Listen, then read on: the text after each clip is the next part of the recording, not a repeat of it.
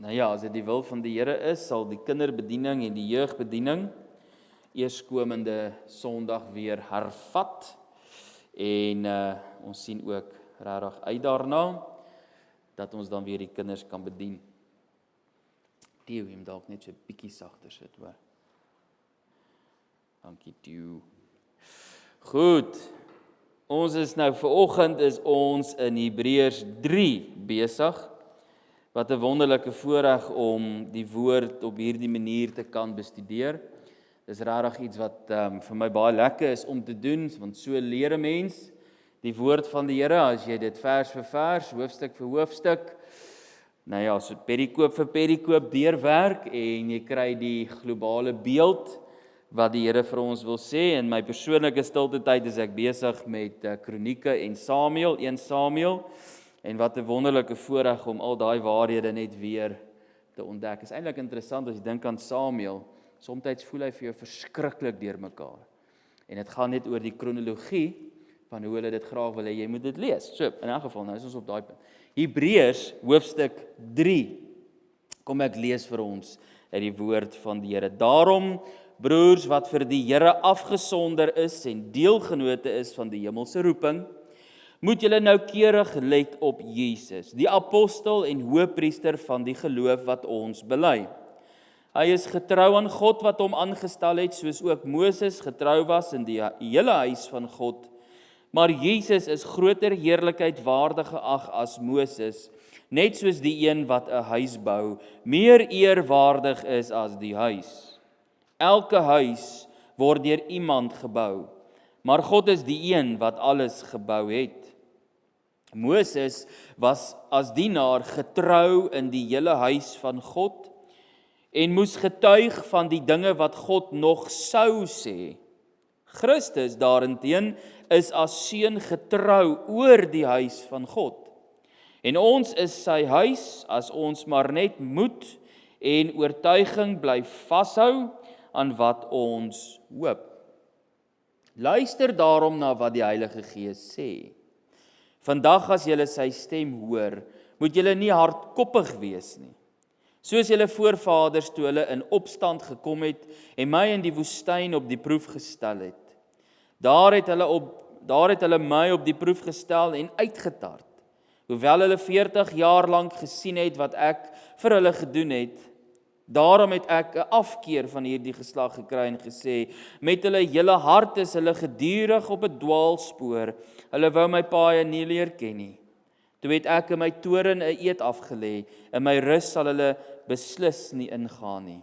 Broers, julle moet toesien dat daar nooit by een van julle 'n verkeerde gesindheid van ongeloof ontstaan en hy van die lewende God afvallig word nie. Maar solank daar nog 'n vandag is, moet julle mekaar elke dag aanspoor, sodat niemand van julle deur die misleiding van die sonde verhard word nie. Ons behou deel aan Christus as ons enduit volhard in die vertroue waarmee ons begin het. Daarom word daar gesê, vandag as julle sy stem hoor, moet julle nie hardkoppig wees nie, soos julle voorvaders toe hulle in opstand gekom het. Wie was dit dan wat gehoor het en tog in opstand gekom het? Was dit nie hulle almal wat onder leiding van Moses uit Egipte getrek het nie? En van wie het God 40 jaar lank 'n afkeer gehad? Was dit nie van hulle wat gesondig het en wie se dooie liggame in die woestyn agtergebly het nie? Oor wie anders as die wat ongehoorsaam was, het hy 'n eed afgelê dat hulle nie in sy rus sou ingaan nie. Ons sien dus dat hulle as gevolg van hulle ongeloof nie in sy rus kon ingaan nie. Nou ja, net tot daar uit die woord van die Here. Terwyl ons dit nou gelees het, kom ons doen net 'n gebed saam. Vader, ons bid U dat U in hierdie oomblikke wat kom vir ons sal leer wat ons moet weet. Vir ons sal wys wat ons moet sien. Vir ons die genade sal gee om toe te pas in ons lewe wat ons moet. Kom spreek met ieder en elk van ons terwyl die woord in ons harte is en in ons ore is, dat ons hierdie geleentheid sal aangryp en ons dank U daarvoor. Amen. Vers 1 sê vir ons, daarom broers, wat vir die Here afgesonder is en deelgenote is van die hemelse roeping, moet julle noukeurig let op Jesus, die apostel en hoëpriester van die geloof, wat ons bely. Nou ja, 'n propvol teksvers, 'n paar dinge wat ons hieruit vir mekaar kan sê. En die een uit die aard van die saak is dat hy praat met die broers, die afgesonderde broers, in ander woorde, die heilige broers aan wie hy skryf, kinders van die Here, deelgenote van die hemelse roeping. Dis deel van die proses hoe God die mens red. Jy ervaar die oortuiging van die Heilige Gees, wat jy kan opsom in een term wat ons sê, dit is die roeping van God. Hy roep die mens, die sondaar, tot bekering. Nadat hy natuurlik, en dis deel van die proses, waar hy die ongeredde mens oortuig van sonde, geregtigheid en oordeel, soos wat Johannes dit vir ons sê. Dis in daai proses waar God die mens roep, en dis 'n heerlike roeping, dis 'n hemelse roeping, dis 'n goddelike roeping. En dan sê hy vir ons, moet julle noukeurig let, kyk na hom, let op, dink oor hom, laat hy jou gedagtes vul. Wie? Jesus, die apostel en hoëpriester van die geloof wat ons bely. Die apostel en hoëpriester. Nou ja, soos wat u weet, het ek dit al 'n paar keer gesê, die hele brief van die Hebreërs gaan oor Jesus wat verhewe is en bo alles is. Hy is heerliker as enige iets anders. En in hierdie geval, hier waar ons nou gelees het, sê die skrywer, meer as Moses. Dit kon 'n paar Jode 'n bietjie omkrap. Want as jy deurgaans lees, dan lees jy van die wet van Moses. In die Nuwe Testament, die wet van Moses. Moses was 'n kardinale, belangrike mens wie God gebruik het in die geskiedenis. En ons ken Moses se verhaal uit die aard van die saak, ek glo so. Ons weet dit, God het hom gebruik, hy was 'n diensknegt gewees, maar Jesus is meer as hy is groter as hy is heerliker as hy. So, hou dit in gedagte, 'n paar mense kon 'n bietjie ongemaklik en ongelukkig gewees het oor die feit dat hierdie skrywer sê, Jesus is meer. Maar Jesus is die fokuspunt van die Christendom. Uit die aard van die saak, Christus, jy het jou verbind aan Christus, en daarom is jy 'n Christen. Jesus Christus is die fokuspunt.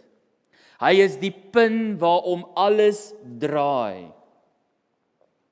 En die skrywer vermaan, moedig aan, let op, kyk na hom. Kardinaal van belang. Niemand anders nie, fokus op hom. Sit jou fokus op hom. En in hierdie vers beskryf die skrywer van hierdie brief die Here Jesus as apostel en hoëpriester. Nou, 'n groot deel van die brief van die Hebreërs gaan oor Jesus as hoëpriester. En daarvoor het jy nodig om in die Ou Testament te gaan kyk, wat was die werk van die hoëpriester, en dan sien jy dat Jesus is meer as die profetiese amp wat daar was, en selfs meer as die hoëpriester amp wat daar was. Meer heerliker, groter. En in hierdie hoofstuk sê hy apostel. Nou wat beteken apostel? Die gestuurde een. Let op, die gestuurde een. Dis belangrik. Hoekom? Want God het Christus Jesus na hierdie wêreld gestuur om die verlorenes te red. Om 'n verlosser te word, om die verlossing te wees. Hy is die gestuurde een, 'n opdrag om verlossing te bewerk. Dit is hoe kosbaar dit is. En dit is die beeld wat jy in jou kop moet hê wanneer jy lees, let op die gestuurde een.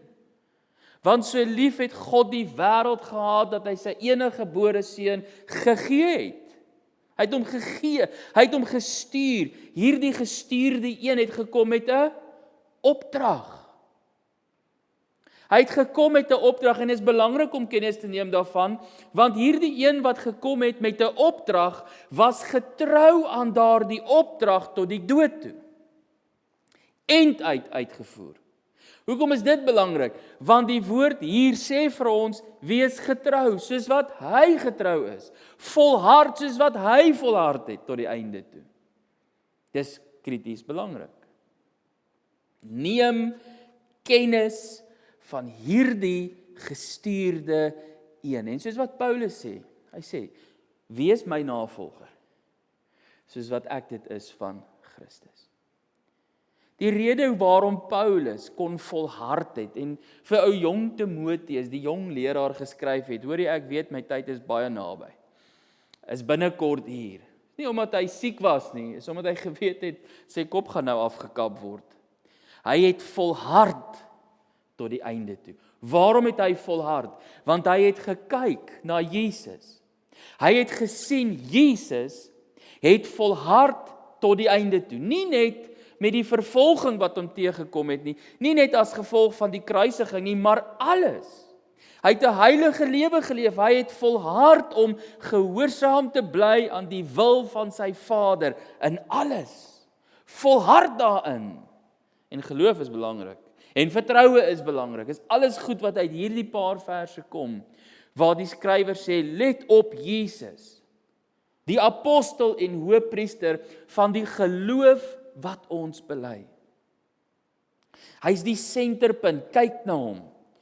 Nou ja, hier's 'n paar kenmerke wat tevoorskyn kom in hierdie gedeelte, kenmerke, kyk na Jesus, hier's 'n paar dinge wat uitstaan. Vers 2 sê vir ons, hy is getrou aan God. Hy is getrou aan God. Nou ja, ons kan dit baie ligtelik sê. Jesus was getrou aan God. Maar wanneer ons doen wat die Hebreërs skrywer sê, om net vir 'n oomblik stil te raak en te dink wat dit beteken. Te dink wat dit beteken dat Jesus getrou was aan sy Vader. Dan besef jy, dit wat hy moes teekom, as enige iemand anders miskien in daai posisie was, sou hulle gesê het, I had enough. Toe hy daar in die tuin van Getsemane was, en ons is nou deur Paasnaweek, en dit is in daai tydperk waar ek glo dit in jou gedagtes was, daar in die tuin van Getsemane het hy gebuig en gebid. Ja, die disippels het 'n bietjie geslaap, kon nie 'n uur wakker bly om te bid nie. Hulle het aan die slaap geraak. En hy het gesê, Vader, as dit U wil is, kan hierdie beker by my verbygaan. Hierdie beker wat ek moet drink, die beker van die grimmigheid van God, die wraak van God oor die sonde van die wêreld, as dit U wil is, Vader, kan dit asseblief by my verbygaan, dat sy bloeddruppels, sy sweetdruppels het bloed geword. Van angs en die druk wat hy beleef het. Maar hy het gesê, nogtans nie my wil nie, maar U wil geskied. En hy was getrou aan sy Vader. Hy het nie sy Vader verloon nie. Hy het nie soos Judas uitverkoop vir geld nie. Hy was standvastig. Hy het volhard. Die woord sê hy het sy aangesig gemaak soos die van 'n keisteen. En hy het doelbewus na die kruis toe gestap, want hy wou getrou bly aan sy Vader. Sy bediening was gekenmerk deur die leiding van die Vader. Ek het gekom om die wil te doen van my Vader. Toe sy disippels gaan kos koop het, het hy vir hulle gesê, ek gaan nie nou eet nie, want ek het kos waarvan julle nie weet nie. My voedsel is om te doen wat my Vader wil hê ek moet doen. Getrou aan sy Vader. En hy het die verantwoordelikheid gehad om elke goddelike opdrag wat daar was, uit te voer. Met ander woorde, gehoorsaam. Hy was gehoorsaam aan sy Vader. Hoekom is dit belangrik om te weet? Want baie keer vergeet ons dat Jesus was God, maar ook mens. En hy was in alle opsigte versoek, net soos ons, om ongehoorsaam te wees aan die wil van sy Vader, maar hy het gesê, nee, ek wil nie. En waaraan dat dit jou dink? Josef kom in die huis daar by Potifar se huis en die Potifar se vrou sê, kom hier, en hy gryp vir hom en hy sê, nee, ek gaan nie sondig teen my God nie. Getrou aan die Vader. Dis die voorbeeld. Dis die kenmerk van die apostel, dis die kenmerk van ons Messias, dis die kenmerk van ons verlosser. Hy was getrou aan sy Vader. Nou ja, net soos Moses. Net soos Moses. Moses is die voorbeeld. Net soos Moses getrou was, 'n diensknegt was in die huis van die Vader. Hy het die opdragte wat God vir hom gegee het hy uitgevoer. Ja, aanvanklik was hy so 'n bietjie halstarrig, jy weet, maar ek kan nie praat nie, en ek kan nie dit nie, en ek kan nie dat nie, en hy het baie verskonings gehad. Maar in elke verskoning het God 'n uitweg gehad. Hy kon nie veel redeneer daaroor nie. Maar ons sien in Moses se lewe is hy getrou. Gehoorsaam. So ons het die Ou Testamentiese voorbeeld Moses. Ons het die Here Jesus se voorbeeld. Wat dink jy vra God van ons? Getrouheid. Wees trou. As daar 'n opdrag is, doen dit. Wees gehoorsaam. Maar nie net dit nie. Ons weet Moses was gehoorsaam. Ons weet Moses was trou, was getrou, maar Jesus meerwaardig as Moses. Vers 3. Maar Jesus is groter heerlikheid waardig geag as Moses. Hy's groter. Hy's heerliker.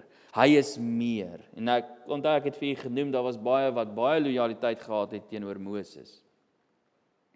Maar hier redeneer ons nou op grond van die nuwe verbond. Hy voer aan dat die onderwerp van die nuwe verbond, Jesus Christus, meer eerwaardig is as Moses.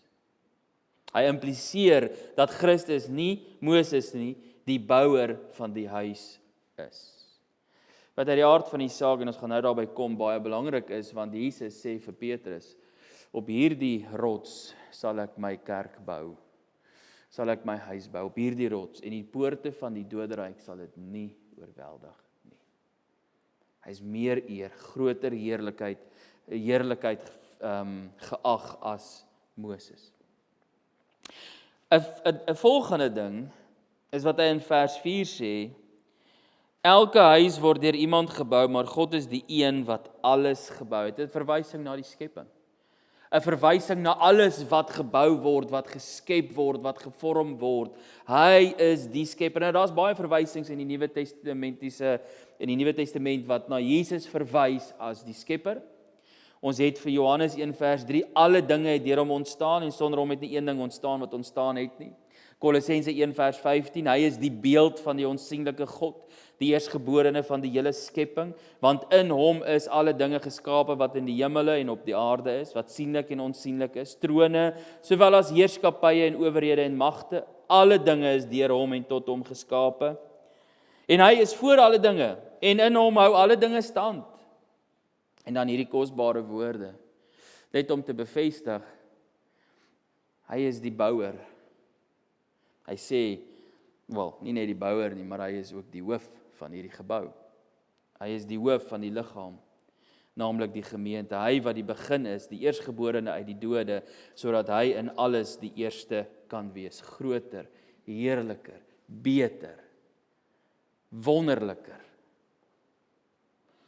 En soos wat Moses getrou was in die huis van die Vader, so is Jesus getrou oor. Maar ek wil nie sê soos nie, want die woord van die Here sê, en ek weet nie of jy dit opgetel het nie in vers 5, Moses was as dienaar getrou in die hele huis van God, en moes getuig van die dinge wat daar nog gesê sou word.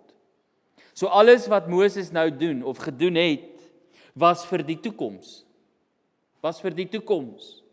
Is 'n skadubeeld van dit wat nog sou kom. Christus daarenteen, jy kan eintlik sê, maar Jesus is as seun getrou oor sy huis. Oor die huis van God. Nou wie is die huis van God? Wat sê die woord? Wie is hierdie huis? Waarna verwys dit? Nou sê die skrywer, en ons is sy huis. En ons het dit al gehad, en ek het 'n redelike tydjie terug daaroor gepraat. Wie is die huis van God? Die kind van God is die huis van God. Is die tempel van God. En hy is die hoof oor daai huis. Hy is die hoof oor my lewe. Ek is sy huis, ek is sy kind, ek behoort aan hom. Hy is die hoof oor, en hy is getrou oor hierdie huis. Nou dink bietjie vir 'n oomblik, wat 'n bemoediging lê nie daarin nie. Gaan kyk jy na die lewe van Moses en jy sien wat het Moses alles gedoen. En die feit dat die Hebreërskrywer sê hy was getrou in die huis. En dis die voorbeeld. En nou kyk jy na die Here Jesus. Hy sal jou nie begewe en jou nie verlaat nie. Hoekom nie? Want hy is die hoof oor die huis. Hy is getrou oor die huis. Hy sal jou nie los nie. Hy sal jou nie begewe en jou nie verlaat nie. As jy gewonder het, is ons nou die huis van God? Ek gaan vir jou 4 teksverwysings noem. Efesiërs 2:22, 1 Timoteus 3:15, 1 Petrus 2 vers 5 en Hebreërs 4 vers 17. Luister maar na die opname na die tyd. Dan kry jy dit. Ons is die huis van God. Ons is die kinders van God. Ons is sy tempel. En hy is getrou. Hy waak oor ons. Hy tree in vir ons. Hy stel die voorbeeld. Hy stel die voorbeeld. Jy weet Filippense 2 vers 8, gaan lees gerus Filippense 2. Hy was gehoorsaam tot die dood toe. Getrou. Johannes 17 vers 4, die werk wat U my gegee het ek volëindig. Ek het dit gedoen, Vader, die werk wat U wou gehad het, ek moes doen, het ek gedoen. Ek was getrou. Dis die voorbeeld wat ek het as kind van God. Ek kyk na hom en ek sien die voorbeeld wat hy vir my gelaat het en ek kan dieselfde doen. Ek kan. Hoekom? Want hy stel my in staat om dit te doen deur sy Heilige Gees, hierdie woord. Openbaring 1 vers 5, en van Jesus Christus, en nou sê Johannes van hierdie Jesus, hoor wat sê hy, die getroue getuie. Getroue getuie, die eersgeborene uit die dood, en die owerste oor die konings van die aarde. Kan jy sien, meer heerliker, groter, wonderliker, getrou in alle opsigte. Hy is waaragtig getrou. Hy het dit immers bevestig en ek het dit vir u genoem. Hy sê vir Petrus, Petrus, jy is die klein klippie, want dis wat sy naam beteken, klein klippie, of baie sê klein rots, is eintlik klein klippie. Jy klein klippie. Jy het dit gesê, maar op my, die rots, sal ek my kerk bou en die poorte van die doodryk sal dit nie oorweldig nie. Nee, die kerk word nie gebou op Petrus nie. Daar is 'n paar mense en die Rooms-Katolieke glo dit ook. Nee, kerk is nie gebou op Petrus nie. Dit is gebou op Jesus. Hy is die weg en die waarheid en die lewe. Hy is die rots. Hy is die hoof. Hy is die alfa en die omega. Hy is die begin, hy is die einde. Dit gaan oor hom. Dink aan hom. Let op hom. Dink noukeurig oor hom. Sien dit. Geliefdes, weet jy wat? Deur die laaste 2000 jaar kom mense en hulle spoeg en hulle het vuur en vlam en fakkel en hulle staan op teen die kerk en hulle probeer Christus van die kaarte af verwyder en elke keer as hulle dit probeer doen, dan floreer die kerk. Dink aan die eerste gemeente in Handelinge, toe hulle die kerk begin vervolg het, toe versprei die evangelie. En deur al die eeue is dit presies dieselfde.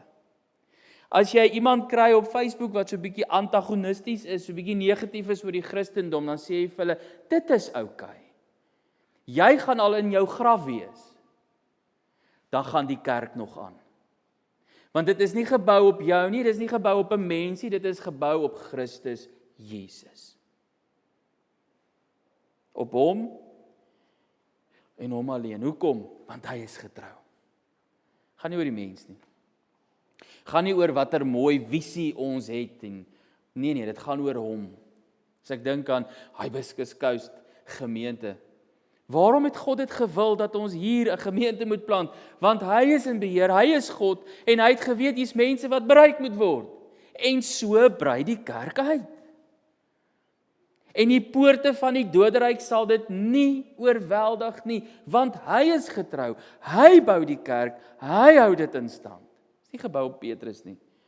Hy was net 'n instrument op die regte tyd, soos wat God dit wou gehad het. Nou ja, soos wat ons die kenmerke het of die karaktertrekke het van hierdie apostel en hoëpriester en in die aard van die saak kan daar nog baie dinge daar uitkom, het hierdie apostel en hoëpriester ook uitdagings vir ons.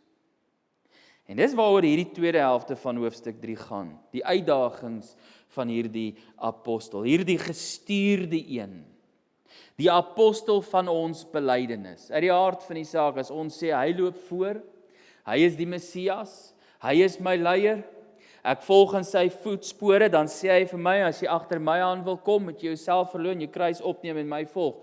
Daar is 'n bietjie verwagtinge wat geskep word, waaraan hy graag wil hê ons moet voldoen. Spesifieke goed wat hy vir ons vra. En as ons dink oor hierdie uitdagings, dan kan ons eintlik maar net sê, dit is 'n beroep op die kerk. Dit is die beroep op die huis van God. Dit is 'n beroep op jou en op my. En die eerste uitdaging wat hy vir ons gee, is die uitdaging om gehoorsaam te wees.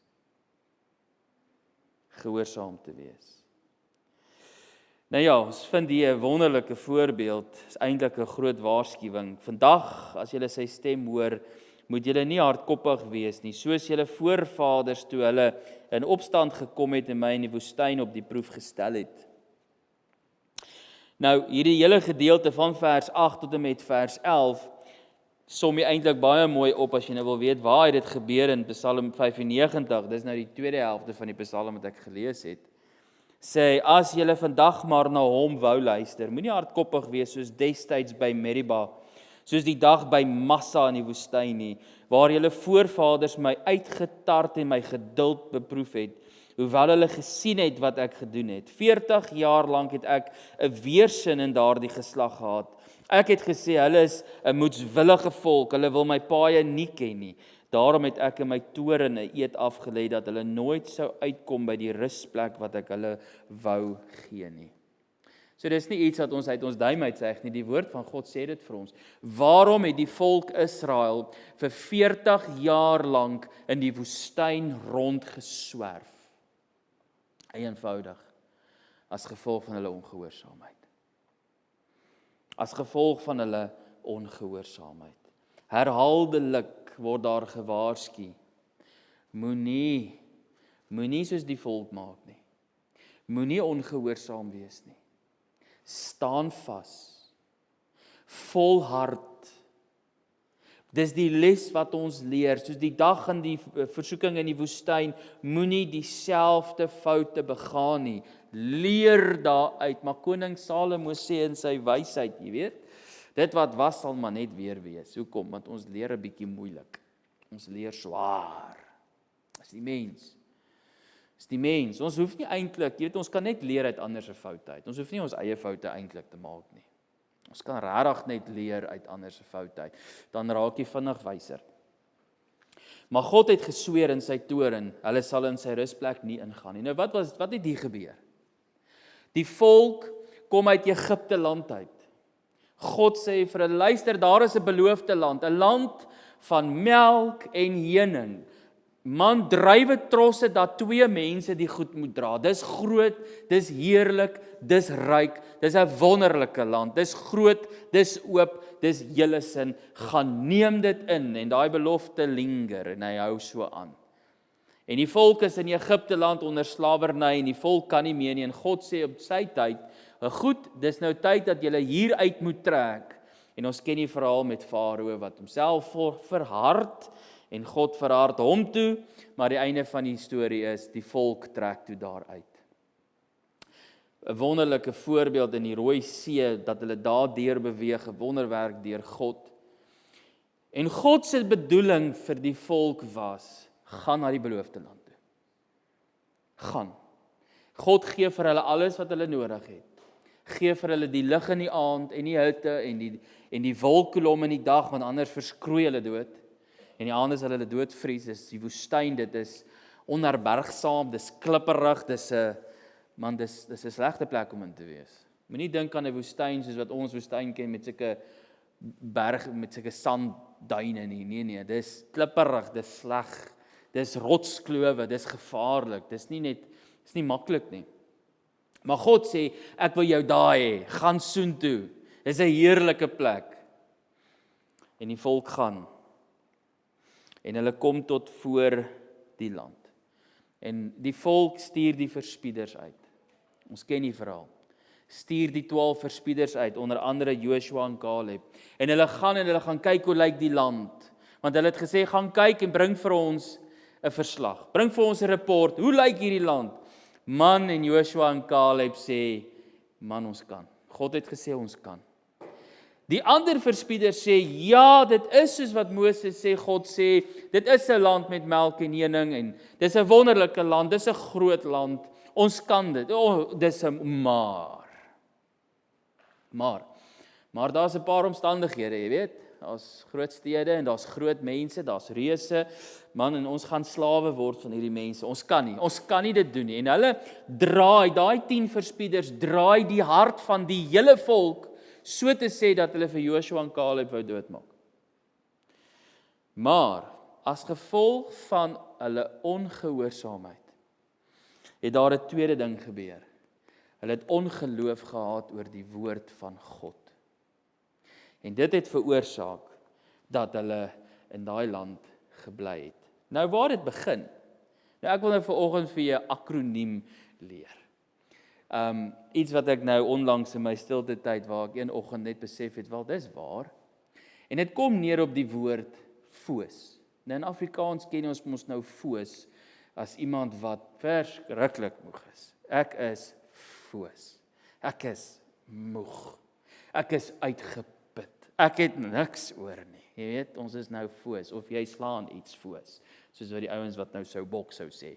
Foos, moeg, uitgeput, jy het niks meer oor nie. Maar nou dink jy aan hierdie letters, die V, waar die volk se probleem begin, vrees, by vrees. Hulle het daai groot mense gesien en gesê, nee, ons kan nie dit doen nie, dis 'n gevaarlike storie, daar's reuse, ons gaan hulle slawe raak. Hulle raak bang, hulle raak vreesagtig, en as gevolg van daai vrees, kweek dit daai ongeloof, ongehoorsaam. Jy kan nou besluit wat se een kom eerste. Maar hulle word ongehoorsaam op die woord van God, want God het gesê neem dit in. En hulle het net gesê nee, ons gaan nie. En as gevolg van dit kom die ongeloof, is die tweede oë. En as gevolg van dit sondig hulle, foos. En as jy in daai siklus beland van vrees, ongehoorsaamheid, ongeloof, sonde, herhaal hy homself herhaaldelik oor en oor en oor, en hy spoeg vir jou uit, klaar gekou. En jy sien dit in die volk. Dis die hartseer werklikheid. En jy weet wat kinders van God dikwels beland ons in dieselfde posisie. Want God sê, wees gehoorsaam. Wees gehoorsaam. God gee vir jou 'n woord, en hy verwag van jou, wees gehoorsaam, glo my, neem my op my woord. Ek is getrou, sien dit in Moses, jy sien dit in my seun Jesus, hou hom dop, hy is getrou tot die dood toe, hy is gehoorsaam tot die dood toe, jy kan ook gehoorsaam wees, en ek sê, Aikona, en ek doen net my eie ding, en dan kou hy vir jou op, en hy spoeg vir jou uit, omdat jy hardkoppig is. Wat sê die woord? Hardkoppig is. Dis hardkoppigheid wat maak dat ons ongehoorsaam word. Dis hardkoppigheid wat maak dat ons nie geloof in ons hart het nie. Dit is wat God hier sê. Dis wat die volk vir ons wys. Hulle was hardkoppig. En God het gesê, sorry, julle gaan nie in nie, maar julle kinders sal daai land beerwe. En wat het gebeur? Na 40 jaar het Joshua en Caleb, die enigstes wat oorgebly het van daai verspieders, interessant genoeg, het die volk ingevat in die beloofde land. Maar nou ja, Joshua en Caleb was vir dieselfde 40 jaar onder die volk, omdat die volk ongehoorsaam was. Kind van die Here, die les is, volhard. Volhard. Moenie terugdeins nie, bly gehoorsaam. Sy plan is om jou in te neem in die beloofde land. Dis waar hy jou wil hê. Dis interessant nou, jy kan nou na twee kante toe gaan met hierdie beloofde land, en ek gaan vir jou nou al twee gee. Die een is, die beloofde land waar hierna verwys word, is die hemel, dat ons sterwe op aarde, en dan word ons opgeneem in heerlikheid. Maar daar is ook 'n tweede oortuiging wat mense hou, dat daar is 'n dag van rus vir die kind van God in hierdie wêreld, nadat jy vervul is met die Heilige Gees en die inwoning van die Heilige Gees ten volle ervaar, Efesiërs 5 vers 18, waar jy ingaan in die oorwinnende geestelike lewe, waar jy klaar is met die val en opstaan lewe van die Christelike lewe, soos Petrus, jy weet, wat so rondgeval het, voor die vervulling met die Heilige Gees in Handelinge 1 vers 8. En hy gaan in die rus van God. Nou kan ek vir u sê, al twee is waar. In my lewe is al twee waar. Daar is 'n plek van rus. Daar is so 'n plek. Kom ons gaan aan. Daar's 'n uitdaging, nie net vir gehoorsaamheid nie, maar vir geloof. Vir geloof, glo God se woord. Hou vas aan God se woord. Johannes 14 vers 1 sê, moenie ontsteld wees nie. Glo in my, glo in God, glo ook in my. In die huis van my Vader is daar baie wonings. As dit nie so was nie, sou ek dit vir julle gesê het. Ek gaan om vir julle plek voor te berei, en as ek gegaan het, dan kom ek weer en ek gaan vir julle kom haal, sodat julle kan weet waar ek is. Wonderlike vers. Gaan lees Johannes 14 vers 1 en 2. Moenie ontsteld wees nie. Moenie angstig wees nie. Die challenge is, hê geloof, staan op God se woord. Want as jy dit nie gaan doen nie, gaan jy in ongeloof verval, dan gaan jy ongehoorsaam, en dan gaan jy nog verder af in sonde. En die poging is, om die ongeloof uit die huis van God te kry.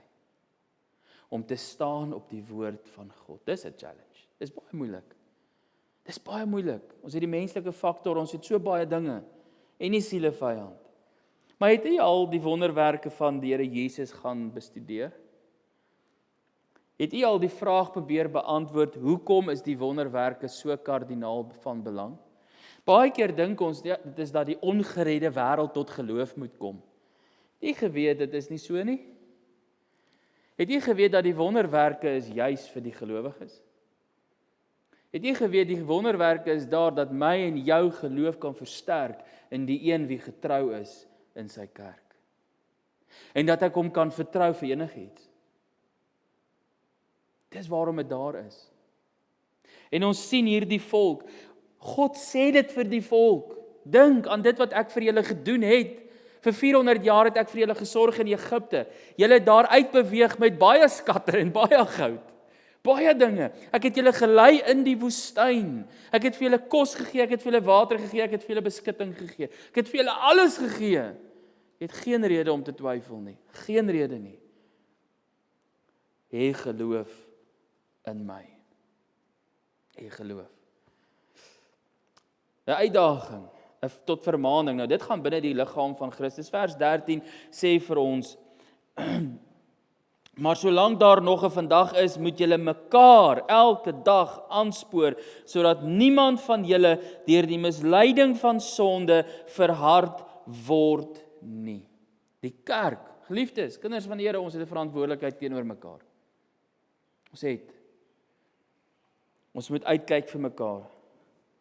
Broers, julle moet toesien dat daar nooit by een van julle 'n verkeerde gesindheid van ongeloof ontstaan en hy van die lewende God afvallig word nie.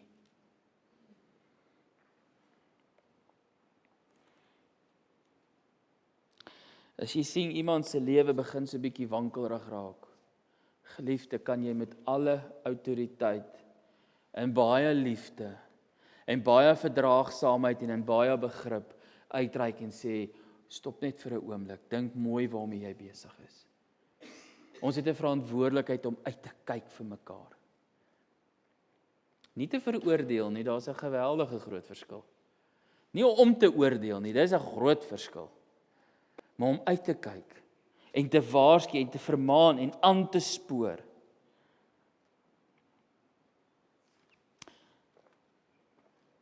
Ook nie na die diens 'n boodskap te skryf om te sê, jy gehoor wat sê die dominee. Jy soek vir moeilikheid, maar om uit te reik en saam te bid en saam te praat. En dan is daar die uitdaging tot standvastigheid. Volharding. Ons behou deel aan Christus as ons end uit volhard in die vertroue waarmee ons begin het. Dis die uitdaging. Hy vra vir jou wat? Staan vas. Staan vas. Standvastigheid. Moenie langs die pad tou opgee nie. Moenie handdoek ingooi nie. Moenie. Staan vas. Die een wie gestuur is, die apostel, Jesus Christus het volhard tot die einde toe. Jy kan ook. Jy kan ook. Dis die idee wat ons kry. Ons is atlete in hierdie geestelike wedloop en daar is 'n eindpunt en van ons is in 'n 400 meter en ander van ons is in 'n 1500 meter en ander is nou al in 'n half maraton en ander is al 'n paar keer om en hulle moes al by die wenpaal gewees het, maar toe gaan hulle maar nog 'n keertjie om, maar dit maak nie saak nie. Ons is in hierdie wedloop. Ons is in hierdie wedloop en dit vra van ons volharding om aan te bly streef. Aan te bly hardloop, aan te hou bly loop. En terwyl ons dit doen, moet ons nie laat enigiets in ons hart kom wat ons hart kan verhard nie.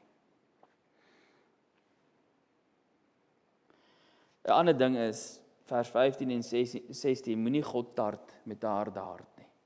Farao het 'n bietjie sleg tweede gekom.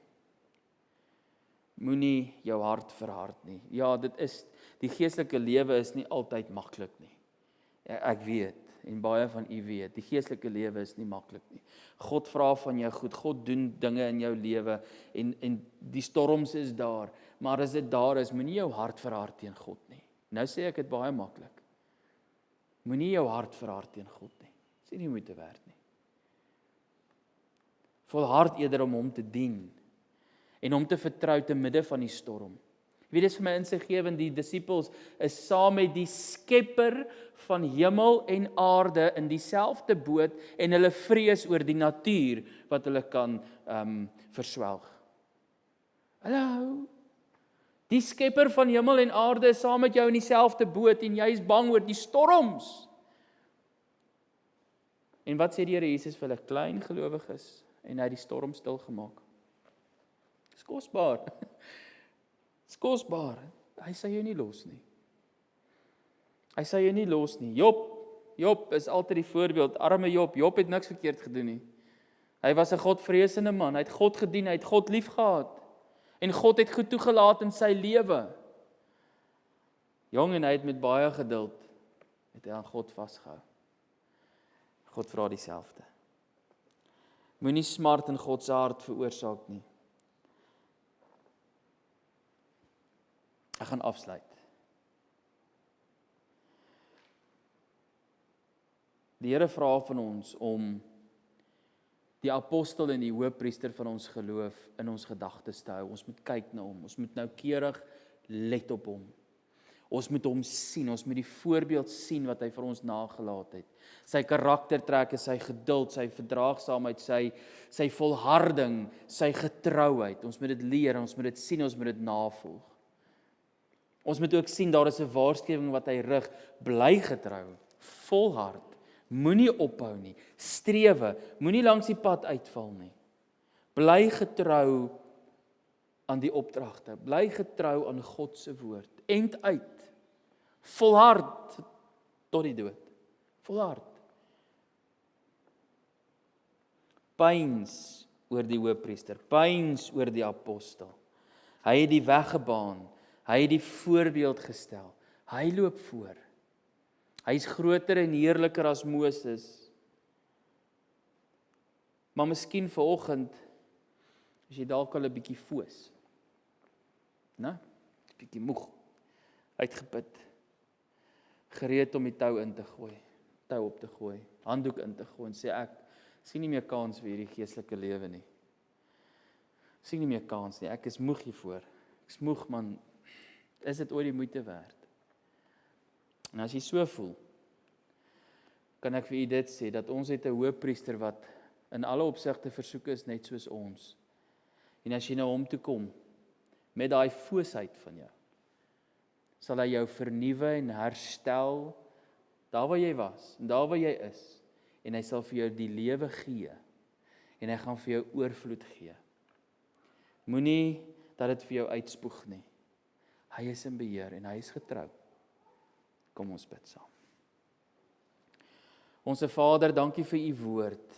Dankie vir u genade. Vader, dankie dat ons die versekering het dat die kerk, die huis van God gebou is en gebou word en in stand gehou word deur Jesus Christus, die apostel, die gestuurde een, die hoëpriester van ons belydenis waaraan ons vashou. U is God. U is die hoof, Here Jesus, van hierdie kerk, van u kerk, die onsigbare liggaam van Jesus Christus. U is die hoof. En ons aanbid u. Help vir ons, Here Jesus, om net soos u te volhard tot die einde. Volhard totdat of u ons aardse tentwoning sal afbreek en ons dan ewig by u sal inwoon, of u ons opneem in die hemele om saam met u te wees. Nogtans sal ons volhard. Ons eer u daarvoor, help vir ons. En Vader, as hier vanoggend iemand is wat weens vrees ongelowig geword het en ongehoorsaam was en in sonde verval het, en dit is daai bose siklus wat homself net bly herhaal en hulle is moeg daarvoor en hulle wil nie meer nie. En u het gespreek, Vader, dankie vir u oortuiging, maar ek dank u ook vir vergifnis, vir vryspraak, en dankie dat u ook herstel. Ek dank u daarvoor. Amen.